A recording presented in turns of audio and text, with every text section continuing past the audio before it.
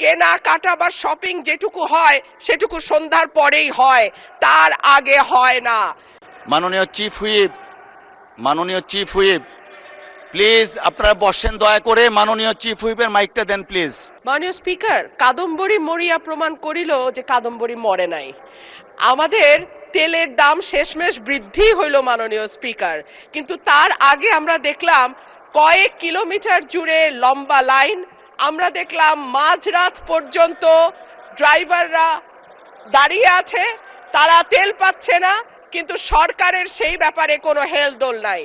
আশ্চর্য হয়ে লক্ষ্য করলাম মাননীয় স্পিকার, মন্ত্রীরা যখন সংসদে বক্তব্য দেন তখন তারা অবলীলায় বলেন বাংলাদেশে জ্বালানির কোনো ঘাটতি নাই, কিন্তু মাননীয় স্পিকার যখন তেল নিতে যায় তখন দেখা যায় 3 কিলোমিটার লম্বা লাইন।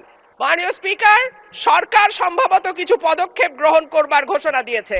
তার একটা হচ্ছে মার্কেট প্লেস 7টা বাজে বন্ধ করে দেয়া। চমৎকার সিদ্ধান্ত মাননীয় স্পিকার, তবে মনে রাখতে হবে কেনাকাটা বা শপিং যেটুকু হয় সেটুকু সন্ধ্যার পরেই হয়, তার আগে হয় না।